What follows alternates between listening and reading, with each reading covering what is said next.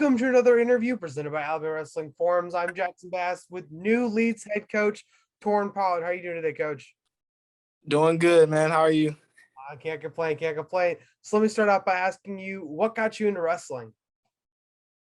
I would say what got me into wrestling. Honestly, I grew up in inner city Birmingham. So growing up, I literally had no idea that wrestling in our style was a thing. But like also growing up, my dad was a basketball player, so I grew up in basketball all the time. And one year I just couldn't play basketball. So one of my friends' dad came over to the house and was, "Hey, what are you doing sitting in the house?" I said, "Nothing." And he put me in the car and took me to wrestling practice. And that's how I started. Up at a lot of people don't even know about me. I started wrestling at Minor High School. That's where I wrestled my 8th grade and freshman year at. That's where I started off. Wow. See, I didn't even know that. Who's your coach over at Minor? Run Bly. I'm pretty sure Coach Bly is over at Center Point now. How did Coach give you a good foundation when you started the sport? He really just showed me, basically what we try to tell all the kids now, that anybody size, no matter your size, strength, athletic ability, that you can wrestle. Like, you just have to find your niche. And that's what he did for me. Luckily I was very athletic. So double legs and stand-ups through my 8th and 9th grade years. But I would say he basically just gave me the confidence in taking people down, and that's what I used throughout my entire high school career. So what led you to Leeds?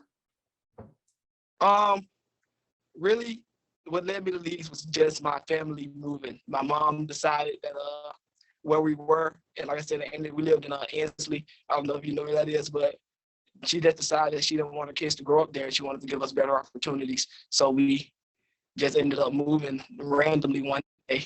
So it turned out for the best though. So yeah, awesome. So obviously you're under Coach Hicks over at Leeds, and you guys were just a powerhouse.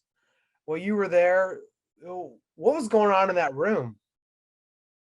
Coach Hicks, I talk to him about it all the time, and we had talent in that room from my sophomore year, even when we didn't do anything.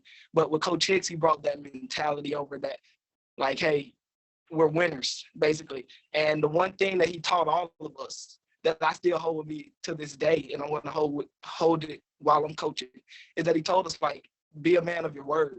Like, things like that. Like, we always, no matter who you were on the team, if you said you're going to do something, you did it. And everybody was held accountable by our teammates. And luckily, all of us had strong bonds growing up with each other. So all of it just meshed. And like you said, we were a powerhouse. Like, we had Alex Nickel, Trey Nation, Josepha Smith, myself. Like, all of us were just dogs. So that helped a lot. I was trying to remember some of the bigger names. I definitely remember Nickel. How can you forget Trey Nation? Just an athlete who was always a title contender. But obviously, what did you do to win your state title? Like, what did you change from when you left Minor, you got to Leeds, you were still kind of here? How did you take your wrestling to the next level? Well, I would say for myself, through every year, I learned something every single season. And that's why people, if you look at like my wrestling career, you'll see in high school, I went from state qualifier to 3rd place to 2nd place to finally the champion. Like, I took a step up every year. And that's just because I took those lessons, especially from the state tournament. And I learned, like, freshman year, got there. It was a wow first introduction to that. Like, that was a big tournament, the biggest I've ever been. So learned, hey, don't get caught in lights. Sophomore year, I got caught overlooking people that I shouldn't have overlooked. I was ready for, I don't know if you remember Stephen Kwan, who wrestled at St. James, but and I ended up, and nobody knew who Christian Willicky was at the time. And I ended up wrestling him right before the finals and got put on my head and lost that match. So that taught me a lesson that year. And then junior year, I was up like 14-2 in the first period and gassed in the second period and ended up getting pinned in the final. So that's what that out of everything is what pushed me towards my best version of myself when it came to wrestling, because that's when I got on track with Ironclad. I started actually making sure that I did the things that I needed to do day in and day out and stuff like that. But I would say mostly the thing that pushed me to be as good as I was putting in all that work that I did. I would have it in my head every time I stepped on the mat. Like, I know this kid didn't do the stuff that I did. Like, there's no way that this kid did that stuff, and there's no way I'm losing to him because he didn't do that stuff. And that mentality helped me a long way. Really, even through college, that mentality helped me once I started getting it back. So while you were at Leeds, obviously the football program was also, very big, winning 2 state titles. That high school, was there just some kind of different mentality that you guys were successful across multiple sports? It was what they put something in the water, but no, really, our entire athletic department at that time, like I said earlier, there was just some bond that it's unspeakable. Like, our coaches had been together for 10 plus years. Us as kids, most of the starters, whether they grew up in Leeds or grew up somewhere else, we had known each other from our childhood. Like, everybody, the parents were involved. And like I said, we had people like Trey Nation, Tadara Marshall, Tyler Wright, Josephus, like those guys all helped a tremendous amount. Like, we were very athletic, especially when it came to football. But I think that those 2 sports definitely correlated. Like I said, sophomore year, we in football, we made it to the state finals and ended up losing to Madison Academy, and we fell short in the state tournament as well. And next year we come back. Well, the next 2 years we come back and run the table on both of them. So I think those 2 sports, especially, the bond is what made those teams able to compete as well as they did. So after your senior year, you were led to Spartanburg, South Carolina, where Spartanburg Methodist College was. What kind of led you that way? Really, Jake Elkins and Matt Oliver, they wrestled together at Newberry, and I had a couple of colleges talking to me up north from and I told Jake I wanted to wrestle in college, but I didn't want to go that far. I said if it came down to it, I wasn't like going there. And so he talked to Coach Oliver, and Oliver came and watched me wrestle, and we talked a little bit and ended up deciding that was where I was going to go. But a funny story that people don't even know is that when I was at Fargo, when we were at Fargo, I cut from 60 to 38 going to Fargo. And it was one of the worst of my life. It was one of the worst weeks of my life. And one day I sat down, and I told Jake, it got so bad one day, I said, I'm done. I said, I'm never wrestling again. I'm not doing it. They thought, Ricky Corn and Jake and all of my teammates thought I ran away. I was laying in the showers and they ran in screaming my name because they thought I ran away. But I told him, I said, I'm done. And Jake sat me down in the room and he was telling me just hey, look, this is a big moment for you. And I don't think you need to cut out, because at that tournament, I wrestled Mitch McKee and had a good showing against him. And so that tournament really put me out there, and I was really ready to throw it all away because I had to lose 2 more pounds. But that's what got me going to Spartanburg. That's awesome. And obviously you wrestled under Coach Matt Oliver, now the current Huntington coach. What were some of the things that he was able to help you guys in transitioning from high school to college? I'll say the main Coach Oliver really helped us, or helped me fine tune my neutral game and my top game. Like I said, in high school, I was stronger and faster than everybody that I ever run. There's not a guy that I can remember wrestling that was anywhere near my strength and speed. And when I went to college, obviously, big change. So he really fine-tuned my setups and my takedowns. Like I tell all my friends and teammates from Spartanburg today, Literally for the first 2 months of practice at Spartanburg, I would do something in practice, and Oliver would just walk over and be like, "That's not gonna work." Like every time, like every 30 seconds, I would hit a single. That's not gonna work. That's not gonna work. That's not gonna work. And I'll be like, dude, like it just worked. Like in practice, he's like, I'm telling you, it's not gonna work. And so he taught me stuff, hand fighting, head movement, physicality, especially on top, because in high school I took people down and let them up and took them down again. So he taught me a lot, and the mentality that he taught us as well. He taught me something too. Like I said, I'm a person that keeps quotes a lot. Like if a coach tells me something or a mentor and like I like it, I keep it.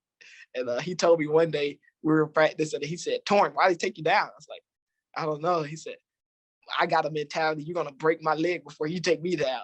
And like, granted, I'm not gonna let anybody break my leg, but I kept that close to heart through my college career, and it helped me to a certain extent. So after you were at Spartanburg, you made your way back to Alabama and you wrestled at Huntington.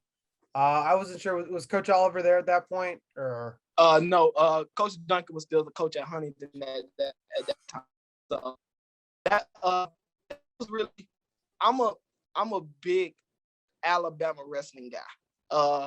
I feel like if I can offer anything, it should be offered to this state. I don't like going to South Carolina. That was a choice that I made, and I loved every moment of being in South Carolina.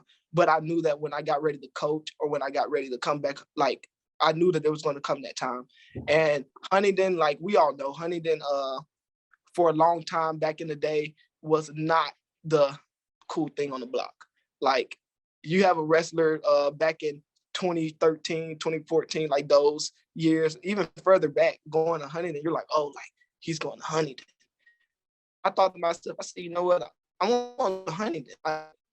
I'm going to go home, and I'm going to go to Huntington. I'm going to wrestle in my home state and make sure that these kids know, like, hey, good wrestlers go to Huntington. Like, I know you can't say I'm not a good wrestler because you didn't beat me when I was in high school. So, like, good wrestlers go to Huntington, and it's a cool place to be. And especially, like, even with Coach Duncan there, it was a cool place to be. But especially now with Coach Oliver, like, I love his coaching style. And he has my old teammate, Coach Gullett, with him. And those two are a powerhouse in themselves. And that program is going to be on the upcoming real soon. So, what led you back to Leeds? Same thing. Like I said with Alabama, I feel about Leeds. I love this town. It really molded me into the wrestler and person that I am today. I had my most developmental years here, friendships and all of that. And I feel like how we were just talking, a lot of people look at Leeds and think that it's a football town, but just as much as these families and supporters in Leeds love football, they love wrestling. And I know for a fact that the community wants to see the team at a point to where they can feel proud. And I felt like if I could come back and make that happen, why go anywhere else? Like, why go anywhere else but home? There's no, like, I'd rather walk in the Leeds gym and see my picture on the wall every day than walk in anywhere else. So what do you say that you bring, what do you bring to the table as a new head coach? I would say as a new head coach, what I bring to the table would have to be just mainly a new train of thought when it comes into building teams. I was just talking to one of my friends, and I said, it's crazy. Like, out of all of us, I'm the first person that get a chance to be a head coach of this younger generation of people coming back in the state of Alabama. And I feel like our generation has experienced what's the word I'm looking for?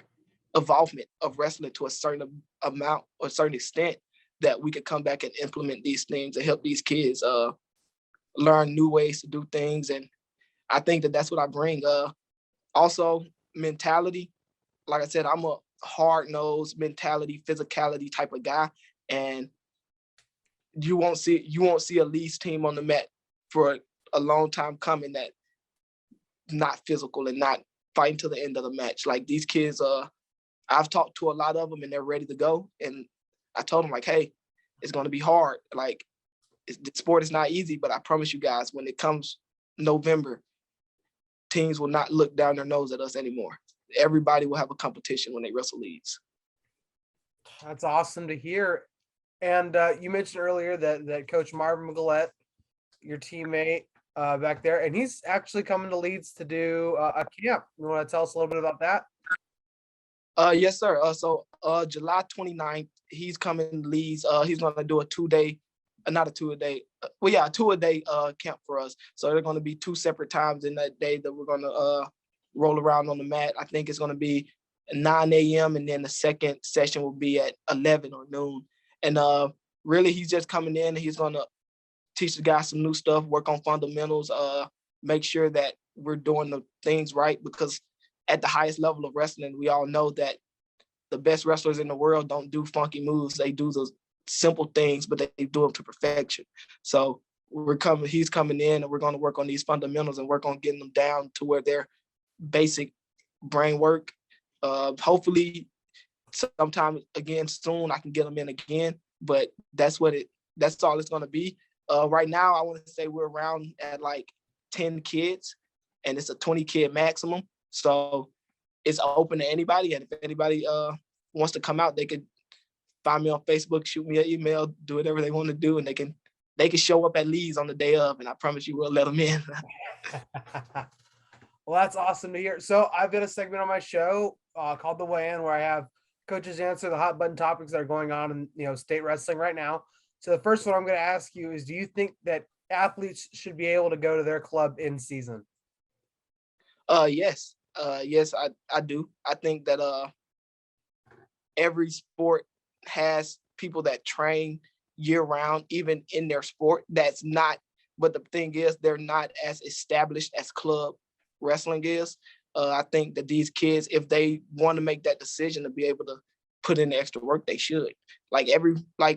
They're young adults now. They're 15, 16, 17, 18, and they know how much is too much and how little is too little, and they should have the opportunity to get that extra work out of it if they want.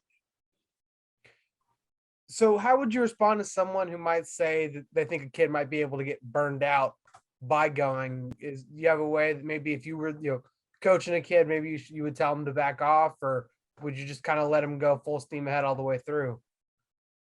I mean, I would say mostly for the most part, like I said earlier, they know what's too much and what's not.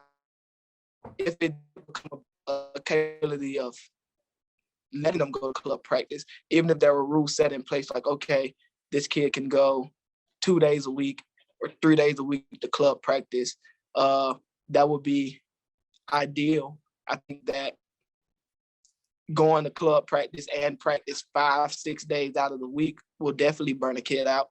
But if we find a way to work around it and be responsible about it, I don't think there's any reason why I shouldn't be able to get done.